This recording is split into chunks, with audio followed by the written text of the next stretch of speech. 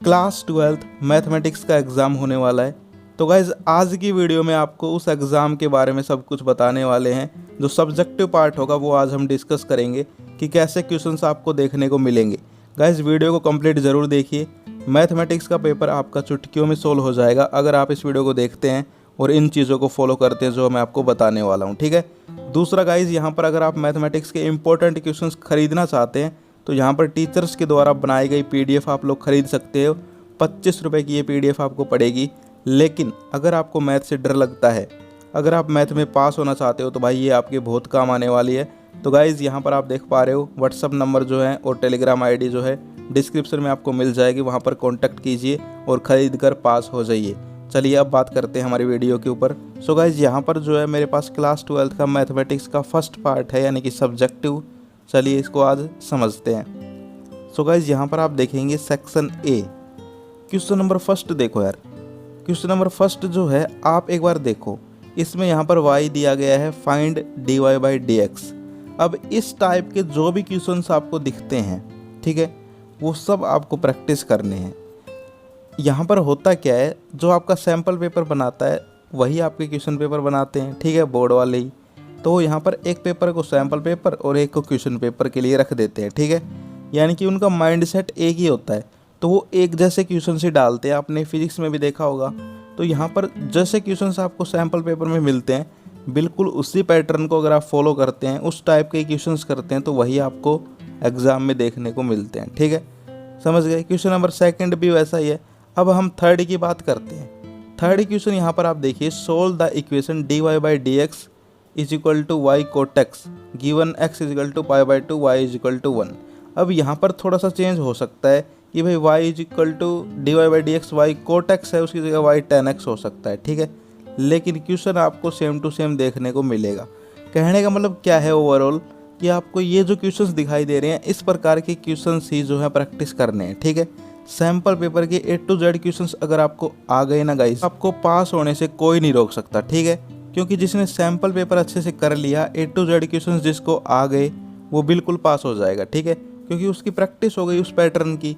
तो पैटर्न को समझने का मतलब यही है कि भाई सैम्पल पेपर के क्वेश्चंस के टाइप्स के क्वेश्चंस को सोल्व करना, ठीक है।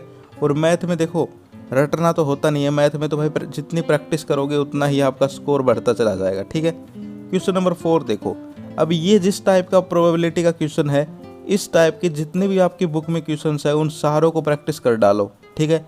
एक ना एक क्वेश्चन आपको देखने को मिलेगा।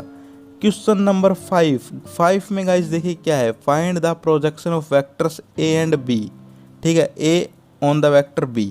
यानी कि प्रोजेक्शन निकालना है, A वेक्टर B वेक्टर दिया है, ठीक है। अब A वेक्टर और B वेक्टर की वैल्यू चेंज कर देंगे, क्वेश्चन आपको ऐसा ही देखने को मिलेगा। समझ गए। यानी कि पैटर्न पकड़ लिया आपने कि भाई find the projection of vector A। यहाँ पर देखिए I cap plus 3j plus 7k cap. लेकिन होगा क्या, आपके पेपर में ये वैल्यू अलग आ जाएगी, लेकिन क्वेश्चन ऐसा ही आएगा, ठीक है। समझ गए। तो ये क्वेश्चन आपको प्रैक्टिस करना है। क्वेश्चन नंबर 6 देखो, लैम्डा की यहाँ पर जो है वैल्यू हमें निकालनी है। For what value of lambda the line, ये लाइन दी गई है, is perpendicular to the line this, ठीक है। यानी कि ऐसा क्वेश्चन भी आपको देखने को मिलेगा आपके एग्जाम में, जिसमें दो लाइन दी गई होंगी, एक लाइन दूसरे के ऊपर परपेंडिकुलर है, तो लैम्डा की वैल्यू आपको निकालनी है। अब आपके एग्जाम में इसको थोड़ा घुमाया जा सकता है। क्या दे दिया जाएगा, for what value of lambda the line this, ये लाइन भी बदल देंगे, ठीक है, ये इक्वेशन है, ये बदल देंगे एग्जाम में। और फिर क्या कर देंगे, परपेंडिकुलर की जगह पैरेलल दे देंगे, is parallel to this line, ये लाइन भी बदल देंगे। समझ गए। यानी कि क्वेश्चन को थोड़ा घुमा फिरा के पैटर्न वही रखेंगे, ठीक है। तो ये जितने भी क्वेश्चन हैं आपके सैम्पल पेपर में, बस इनको यहाँ पर जो है प्रैक्टिस करो। सब्जेक्टिव वाले की मैं बात कर रहा हूँ, ठीक है। समझ गए। ये वीडियो ओनली सब्जेक्टिव है, ऑब्जेक्टिव यानी कि MCQ वाले की अलग वीडियो आएगी, ठीक है। तो ये क्वेश्चन नंबर 6 समझ गए आप लोग। यानी कि लैम्डा की वैल्यू आपको निकालनी है, ठीक है। लाइन दे रखी है एक, x-1/3 is equal to y-2/2k और z-3/2, ठीक है। सिर्फ और सिर्फ क्या है यहाँ पर, is perpendicular to this line. अब परपेंडिकुलर की जगह आपको पैरेलल दे देंगे, समझ गए। और उसके बाद आपको इसको सोल्व करके लैम्डा की वैल्यू निकालनी पड़ेगी, ठीक है। इसके बाद क्वेश्चन नंबर 7 देखो, find the interval in which the function is strictly decreasing. अब यहाँ पर क्या करेंगे, आपको भी ऐसा ही क्वेश्चन देखने को मिलेगा आपके एग्ज़ाम में। सिर्फ और सिर्फ यहाँ पर जो है बदलाव होगा, या तो ये fx है ये बदल देंगे फंक्शन, ठीक है, या फिर स्ट्रिक्टली डिक्रीजिंग है स्ट्रिक्टली इंक्रीजिंग कर देंगे। समझ गए? यानी कि आपके जो पेपर आ रहे हैं ना, जितने भी मैंने देखे हैं जो अब तक हुए हैं, सारे के सारे इसी कॉन्सेप्ट पे आ रहे हैं कि बस पैटर्न वही रखो, रकम बदल दो, ठीक है, लैंग्वेज बदल दो क्वेश्चन की, ठीक है, और जो है क्वेश्चन में वही चीज़ पूछो, वही चीज़ सोल्व करवाओ। कहने का मतलब क्या है कि भाई सैम्पल पेपर में एक बच्चे से पूछ लिया गया 3 + 5 और पेपर में दे दिया 4 + 3, दोनों एक ही बात हुई। तो जितने भी ये क्वेश्चन आप देख पा रहे हो बस इनको प्रैक्टिस करो, ठीक है। क्वेश्चन नंबर 9 देखो, 8 वाला चला गया, वैसा ही करना है, ठीक है। वो भी find the shortest distance between the lines. Guys most most most most most important, shortest distance जब मैं पढ़ता था तब भी मोस्ट इम्पोर्टेंट था, आज भी मोस्ट इम्पोर्टेंट है, आने वाले 10 सालों तक भी मोस्ट इम्पोर्टेंट रहेगा, ठीक है। मोस्ट इम्पोर्टेंट है शॉर्टेस्ट डिस्टेंस निकालने वाले क्वेश्चंस, ठीक है। अब ये क्वेश्चन भी आपको देखने को मिलेगा। इसमें भी क्या करेंगे, ये जो वेक्टर दे रखे हैं 2, इनकी वैल्यू चेंज कर देंगे, ठीक है, यानी कि इनकी रकम बदल देंगे। कहीं 2 है तो वहाँ 4 कर देंगे, 4 की जगह 3 कर देंगे, लेकिन पूछेंगे यही कि भाई शॉर्टेस्ट डिस्टेंस निकालो, ठीक है। तो वही बात है जो मैंने अभी आपको समझाई कि 3 + 5 और 5 + 3, समझ गए, यानी कि बस रकम बदली, चीज़ वही रही, ठीक है। तो ऐसे क्वेश्चन ही आपसे पूछे जाएंगे, समझ गए। क्वेश्चन नंबर 10 की बात करें तो गाइज ये जिस प्रकार का क्वेश्चन है, क्वेश्चन नंबर 10 प्रोबेबिलिटी का, इस प्रकार के जितने भी क्वेश्चंस आपको मिलते हैं उन सबको प्रैक्टिस कीजिए, ठीक है। इसके बारे में मैं ज़्यादा नहीं बोलूँगा क्योंकि ये क्वेश्चन देखिए अब इनकी कोई शॉर्ट ट्रिक नहीं है गाइज, ये तो आपको प्रैक्टिस ही करने पड़ेंगे, ठीक है। क्वेश्चन नंबर 11 देखिए, क्वेश्चन नंबर 11 भी यार आपको जो है ये प्रैक्टिस करना है। ये क्वेश्चन अगर आप प्रैक्टिस कर लोगे तो इसके जैसे जितने भी क्वेश्चन आएंगे वो आप लोग कर लोगे, ठीक है। और इसके और में भी आपको एक क्वेश्चन मिलने वाला है, ठीक है। तो ये ज़रूरी नहीं है कि आप वही करें, आप ये नीचे वाला भी कर सकते हैं अगर आपको ये ईजी लगता है।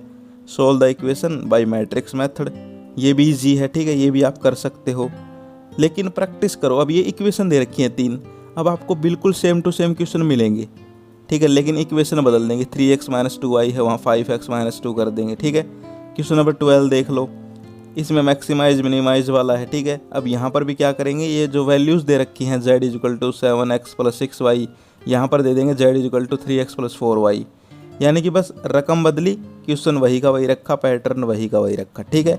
इसके नीचे वाला भी सेम टू सेम है। तो गाइज बस आपको मैं ज़्यादा यहाँ पर आपका टाइम वेस्ट नहीं करना चाहता, मैं कोई जड़ी बूटी नहीं देता, ना मैं कोई यहाँ पर जादू करता हूँ, ना मैं कोई यहाँ पर नकल करवाता हूँ, ठीक है। जो मैं आपको बताता हूँ वो बस यही है कि पैटर्न समझ जाओ, फिर जो है आप लोग ईजिली पेपर को कर सकते हो, ठीक है। मेहनत तो तुम्हें करनी पड़ेगी, मैं भाई तुम्हें कोई नकल देता हूँ कि भाई नकल ले लो, ये क्वेश्चन आएंगे, नहीं। फिजिक्स का पेपर था, मैंने आपको बताया कि भाई ये पढ़ लो, ऐसे क्वेश्चन आएंगे, वही क्वेश्चन आपके आए, ठीक है। तो जैसा मैंने आपको बताया है, ये जितने भी क्वेश्चन है इनको अगर आप प्रैक्टिस कर लोगे ना तो फिर आपको जो है पेपर में दिक्कत नहीं आएगी, बस आपको रकम अलग मिलेगी, यही चीज़ें मिलेंगी, ठीक है। फर्स्ट क्वेश्चन है वैसा ही आपको फर्स्ट क्वेश्चन पेपर में मिलेगा, शॉर्टेस्ट डिस्टेंस का क्वेश्चन है, शॉर्टेस्ट डिस्टेंस का क्वेश्चन आपको पेपर में मिलेगा, ठीक है। हाँ, 1-2 ऊपर नीचे हो जाए तो भाई वो अलग बात है, ठीक है। फिजिक्स में भी 1-2 ऊपर नीचे हुए हैं, लेकिन पास होने की गारंटी फुल है, ठीक है। तो ये था सब्जेक्टिव पेपर। अब जो नेक्स्ट वीडियो होगी वो आएगी ऑब्जेक्टिव वाले पे, जिसमें आपके MCQ आएंगे, 1 लाइनर आएंगे, ठीक है, उसके ऊपर, ठीक है। तो वो भी आपको बहुत जल्दी मिल जाएगी देखने को, लेकिन आप इन क्वेश्चंस को प्रैक्टिस करो, सबसे पहले मैं आपसे यही कहूँगा, ठीक है। अगर आप इनको प्रैक्टिस कर लोगे आपका पास होने लायक काम हो जाएगा, ठीक है। और इनको प्रैक्टिस करोगे तो वो भी साथ में तैयार होते हैं, ठीक है। देखो, बड़ा काम करोगे तो छोटे काम अपने आप होते चले जाएंगे, समझ गए।